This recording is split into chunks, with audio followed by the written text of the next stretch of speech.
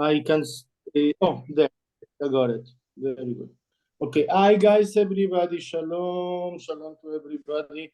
We are in the last of this short mini series. We didn't talk about everything, but since next week is Tu Bishvat, we trying to do something that will be the end of the Jews and Elephantine, and something connected to the land of Israel. As you know, in Tu Bishvat, we eat from the fruits of the land of Israel, and we read sources about the land of Israel.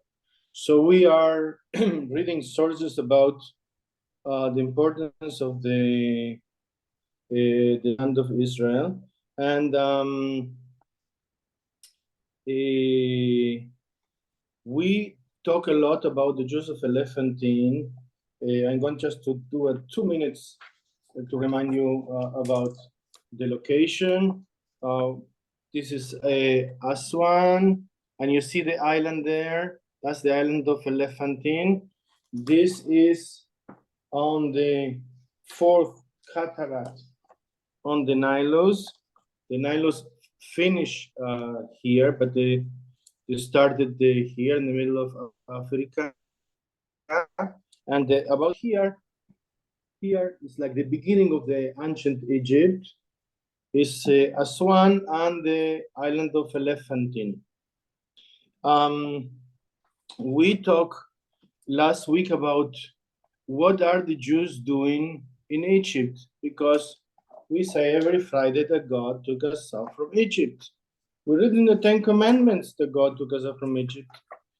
We celebrate Passover that God took us out from Egypt. So what are the Jews doing in Egypt? We're supposed to be in the land of Israel. That's the connection with Tu Bishvat. We're supposed to be in the land of Israel. What are we doing there? And that's the first thing. The second thing is we learn a lot about the temple. They build a temple there. Why? Why the Jews build a temple? Then we read many sources. One of the sources was the prophet Isaiah, saying that there will be a time that there will be 5 major cities on Egypt speaking the language of Canaan, I mean, speaking Hebrew. And there are Jews everywhere. Isaiah is more or less minus 700. Isaiah said that in that day will be a road of peace connecting Assyria and Egypt and the land of Israel. And there will be like 3 brothers together, because God loves the Assyrian and loves the Egyptians and loves the people of Israel.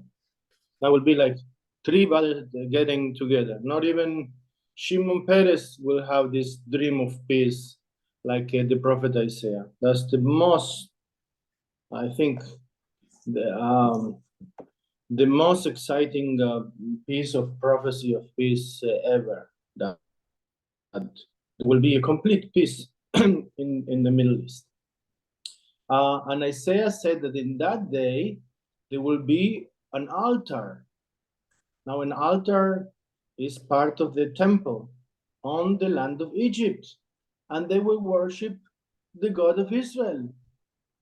Okay, Adonai, Yud Hey Vav Hey, with the tetragrammaton, right? With the 4 letters. So there will be worship. That's what Isaiah says. This is minus 700. We know from the book of Micah that is more or less the same time that Micah said that the remnant of Israel, also Isaiah speak about the remnant of Israel living in Egypt. But the prophet Micah says that the remnant of Israel will be a strong community, like a lion, so strong, and also will be a blessing like dew. for all the nations. Then we saw that, excuse me, we saw that the two prophets, the prophetized close to the destruction of the temple, Jeremiah and Ezekiel, them know about many communities in Egypt, including the community of the Jews in Aswan. They don't say Elephantine, but they do mention Aswan, what is called Svene. So Isaiah and Micah in the -700 say about strong communities and the Jews being in Egypt. I want to say that this -700, that is the kingdom of Judah. What are the Jews doing in Egypt? The old myth of Israel, the creation of Israel, is going out of Egypt.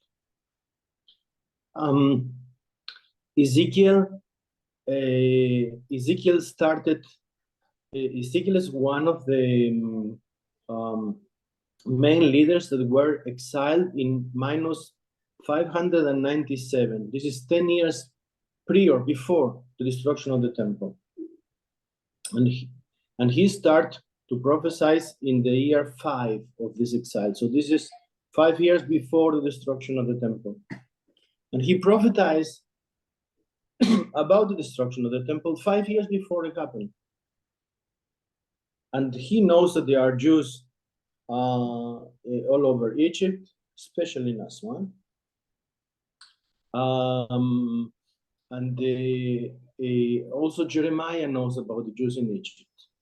So when did the Jews came to the island of Elephantine? What are they doing there?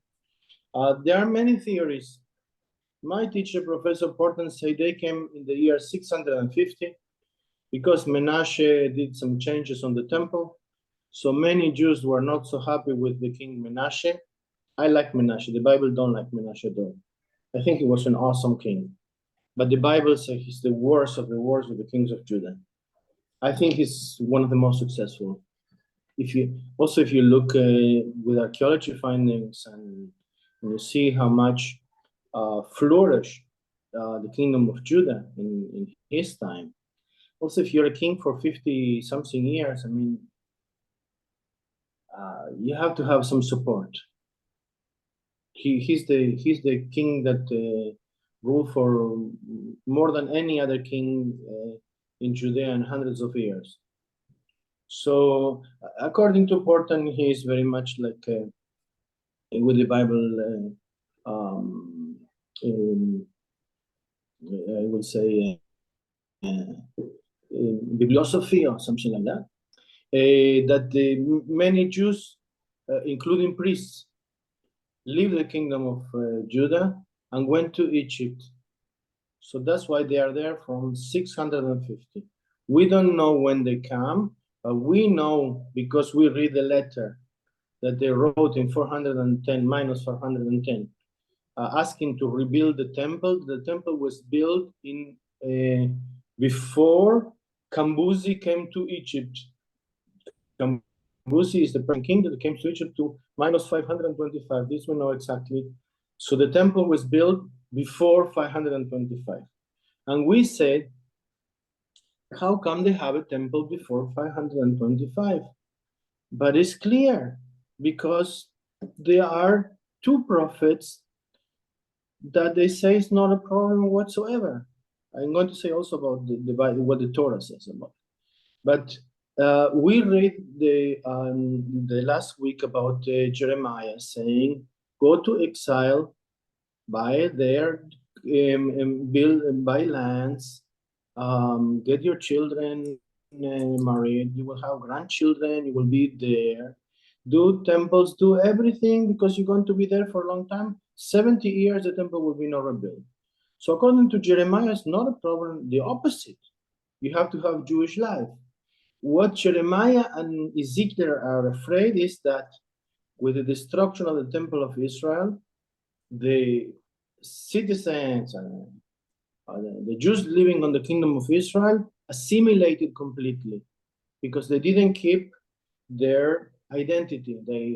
Israelite identity. And they don't want this will happen to the Judahites, that they will lose. So they encourage the prophets to keep the identity and build temples. And they say, Isaiah says that there will be a temple in Egypt. So why we will not build a temple in Egypt? It's not a problem whatsoever. What I didn't read last time is about Ezekiel, and I want to compliment today, and I'm answering Fred's question from last week, which I couldn't.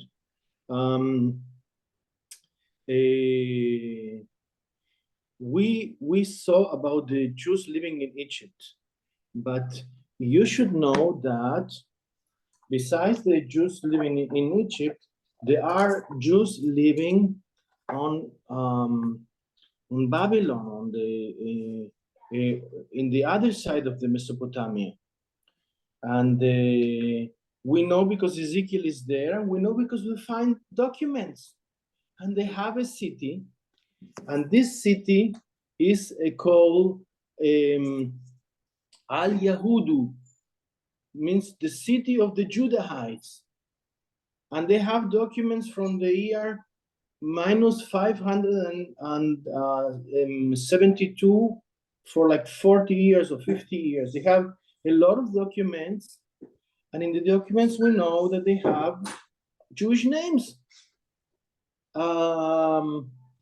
And obviously they have a temple there because Ezekiel says, and I'm going now to Ezekiel's chapter 11. This I didn't read it yet. I'm trying to do with all kind of there, Ezekiel 11. And Ezekiel says, I'm reading from chapter 11, verses 14. The word of Adonai came to me and says, Ben Adam, son of man, the people of Jerusalem have said of your fellows exiles and all the other Israelites, they are far away from Adonai. This land was given to us as our possession. Therefore said, this is what Adonai says. Also I send them far away among the nations, and scattered them among the countries. Yet for a little while I have been a sanctuary for them in the countries where they have gone. The notion of a sanctuary, that God has a sanctuary, is called Mikdash Me'at.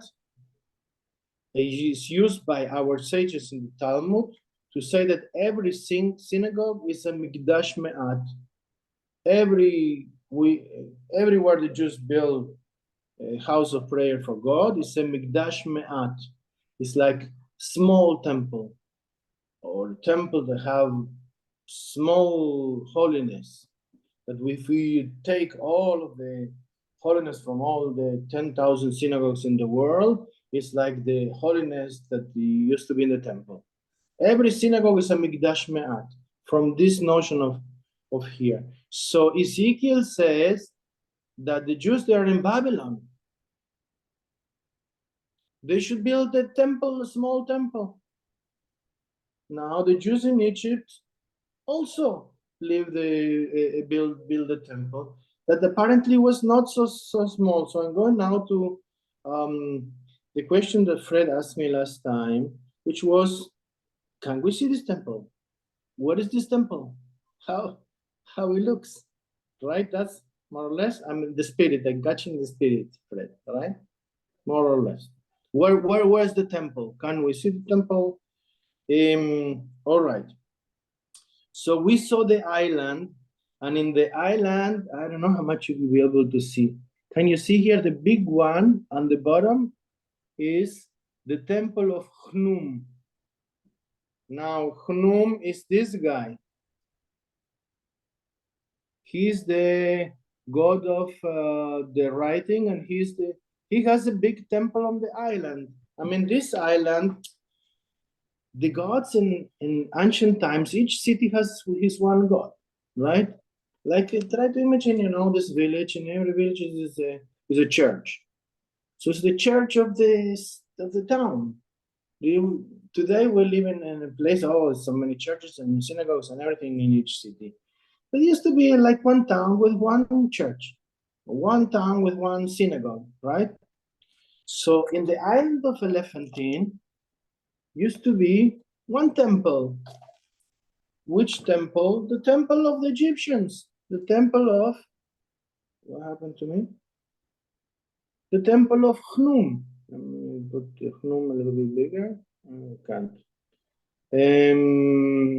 So the temple of Khnum, he is the god of writing. And the gods in Egypt have a few functions. He's also the god of the source of the Nile. So he has the main temple. But the Jews came there. When the Jews came there, most probably they work for the Persians. Now the Persians are interested in having mercenaries that they are Jews and not Egyptians because they conquered Egypt. So the Egyptians don't like the Jews, but the Jews are serving now the Persian Empire, which is there for 200 years. So the Jews said, we're not going to destroy the temple of the Egyptians, the temple of Khnum, but we want to build our temple. Is this one there? The one in the middle. The one in the middle is, I'm going to try to see if I can, there. You see this one like the mustard color? This is a reconstruction made by scholars. So this one, the one of Khnum, there is parts still existing, but it's the reconstructed much later. It's not like the ancient temple of Khnum, but it's the same site. So now how we know that there was a temple? Because two things. We have in the documents, can you see here the one, the one here? You see it's like little squares? Yeah. These little squares are the houses of, these little squares there, you can see it like this, are the houses of the Jews living next to the temple. Because if you want to go to pray, go through the island, which is not so big anyway. You just live next to the temple. You go 5 minutes and you're inside of the temple. It's also very prestigious to live next to the temple. So how we know where the people live in? We know exactly the names of the families living there because there is many documents. And the documents say, okay, I'm going to give the house to my daughter. There is 3 main archives. I want to give the house to my daughter, and I'm going to give now the borders. In the other side is the house of this guy, and the other side is the thing, and the other one is already the wall of the temple.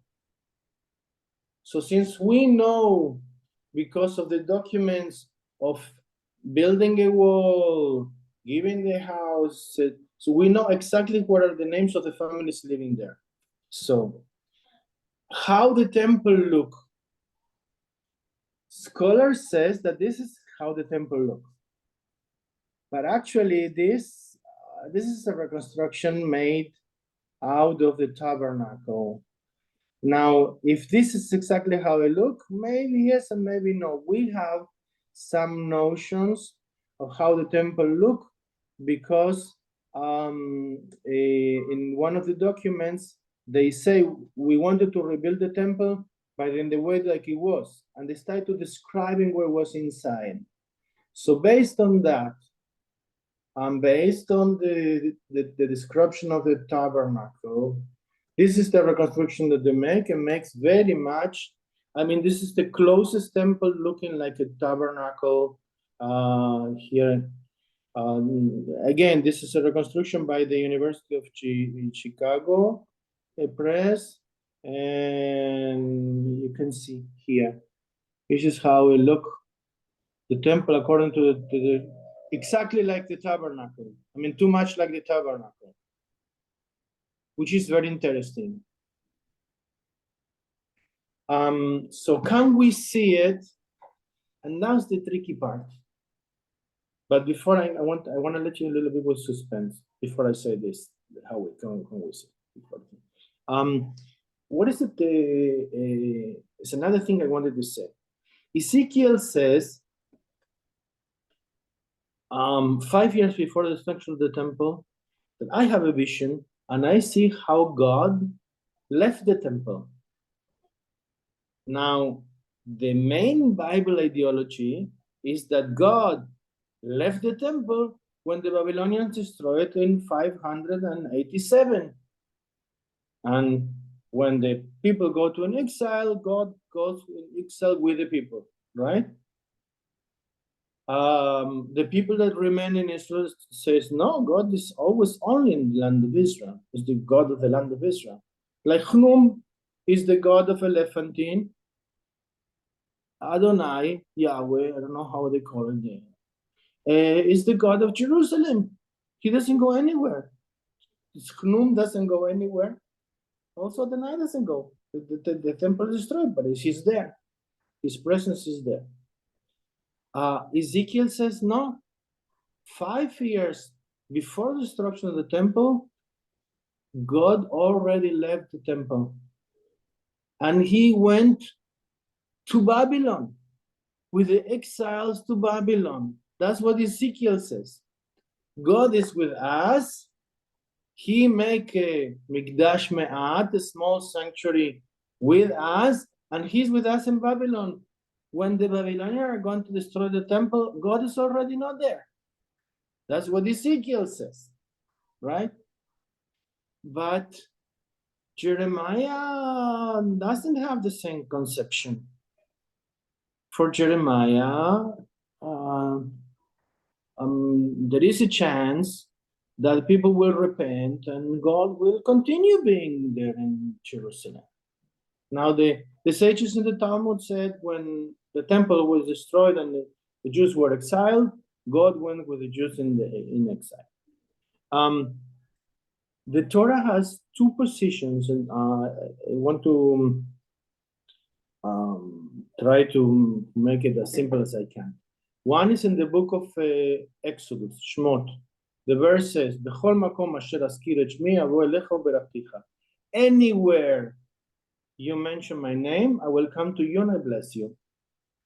So for the book of Exodus, you can be in Taiwan, in Australia, even in Buenos Aires.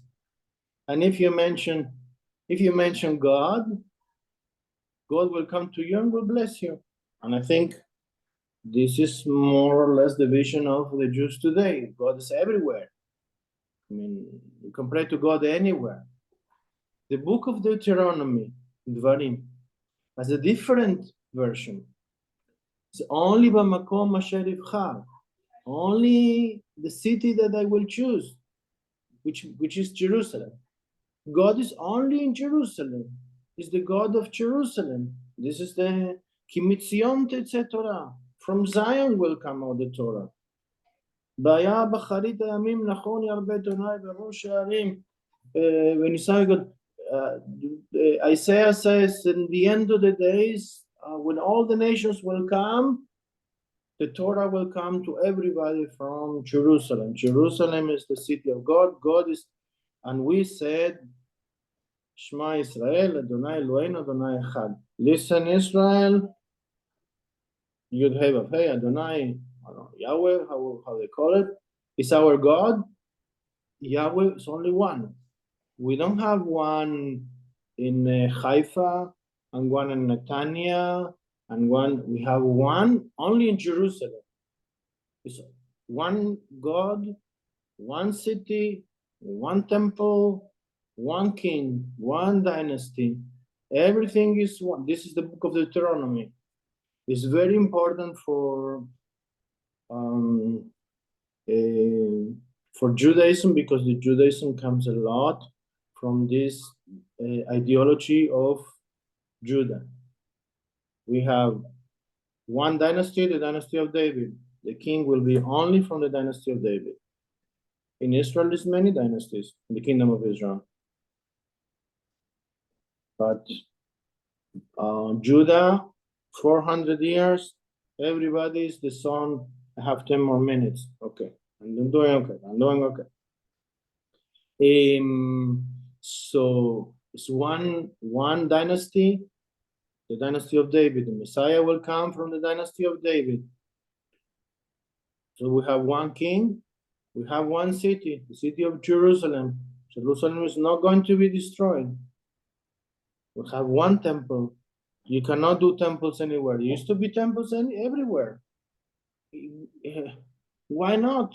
I mean, if you live in the Galilee and you want to pray to God, today you can take the Egged bus and you will come, I don't know, in 3-4 hours. But in those days, it takes you a month to go to Jerusalem. I mean, I can't go to Jerusalem to pray from the Galilee. It's just very far away. Let's say that I live, I don't know, in Rosh Hanekra, Lebanon, oof. To go to Jerusalem will take me forever. So people used to pray in altars and all over the place. There's a revolution to say that it's only, you can pray, you can do sacrifices, only one temple in Jerusalem. This is only the end of the kingdom of Judah. So this notion that there is only you want to bless to God only in Jerusalem, you have to do pilgrimage to Jerusalem 3 times a year. Everything's in Jerusalem. This is from the book of Deuteronomy.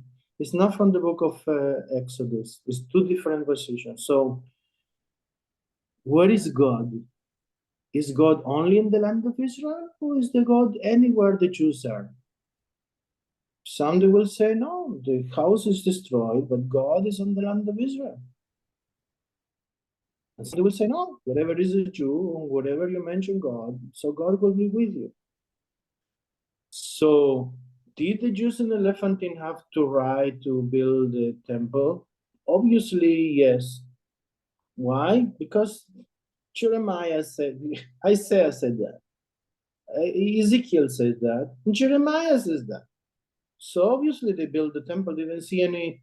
They are also write a letter saying, we want to rebuild the temple. Help us to build it, because the Egyptians, they did a pogrom and they destroyed the temple. So can we see it? Now, I don't know, I don't see Fred and Ita, but you tell them, okay? Just tell him the answer. It's okay. Just tell him the answer, that can we see it, because that's the tricky part. Okay. Yeah, I'll have him listen. He had to go to a work meeting. I know, to work. I know. Okay. So you just tell him. Okay. And tell him like this. Many people say, we want to see the building, we want to see the remains of the Temple of Solomon. We cannot see it. Why we cannot see the remains? Because it's under Al-Aqsa, and we cannot excavate there. If they will let us excavate, if we want to see the remains of the Temple of Solomon in Al-Aqsa, we will like to see it. All the archaeologists in Israel will love to see it, but the Muslims are not so interested. I don't think in our lifetimes we're going to see any excavation under Al-Aqsa, and I don't know when, if ever, anybody will excavate under Al-Aqsa to see if there's some remains of the Temple of Solomon. So we have zero chance to see how the Temple of Solomon was. I mean, the main Temple of Solomon, of course we know about the Temple of Horus, which also we cannot do any excavation. We know about the site and where it's supposed to be, but there is no, who's going to do excavation there? It's now is the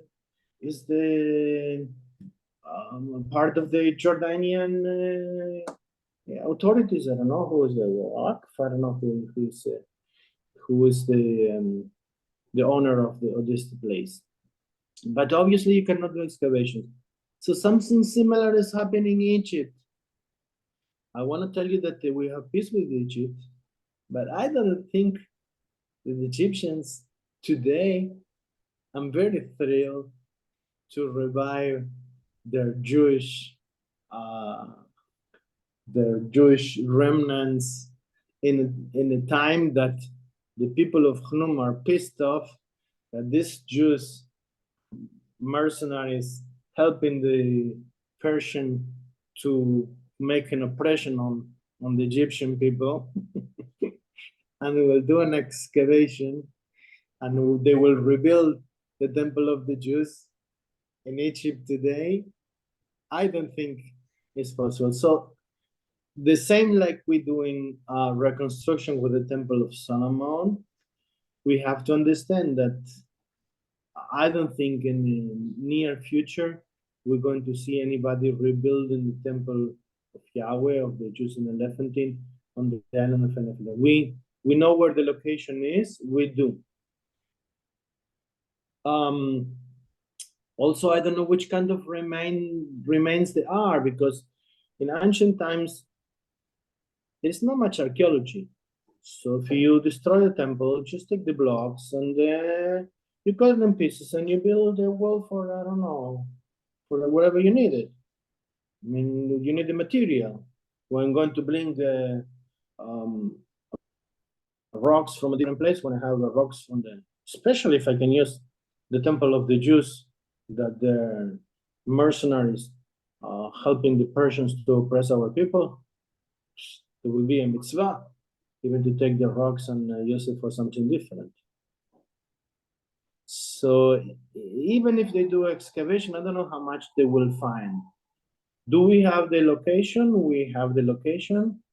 I will say that apparently when they build a temple, since it's very close to the temple of Chnum, they must have a good relationship, or at least they have a lot of favor on the Persian Empire to build it so close to the temple of Chnum. They didn't destroy the temple of Chnum, which remained to be the biggest and remained to be active because a lot of Egyptians living in the island. I mean, nobody killed the Persian authorities. They say, we're pluralistic. Build the temple in Jerusalem, build as many, as long as you pay taxes, just build as many temples as you want, have religious autonomy. This is the Persian policy. So the Persian may say to the Egyptians, look, you keep on doing the thing for Chnum, nobody will bother you. Yeah, well, just to let the Jews to have their Mikdash Me'ad, their synagogue, their temple there. And I think the Jews have this description of the tabernacle and description of the temple of Solomon. And using that description, they say, okay, this is how we have to build the temple. So I want to finish with Tu B'Shvat. Now, all of us are in the land of Israel now, except for Nathan. Nathan is coming soon. It's okay. So you're like, okay. Are the Jews everywhere? Yes. Is God everywhere? Yes. Can you pray to God everywhere? Is the land of Israel special? Yes. I think you can pray to God everywhere, but the land of Israel is special because this is according to our tradition, according to other Bible, this is the place that our history, our literature says that this is our land, our special land. So is God everywhere? Yes. But is it special on the land of Israel? I think also yes. So I think this maybe contradict. I remember when I came for the first time to Temple Emmanuel, and I said, wow, this is a temple. Temple Emmanuel was, but I don't feel the same sanctity that in the land of Israel. That's a very fair question, and the same discrepancy that have Ezekiel and Jeremiah, the same duality that they may have Micah and Isaiah, the prophet of Israel, I think is today also. I think it's very important that they are Jews all over the world. And I think the Jews should have strong communities. But I think it's also very important that we have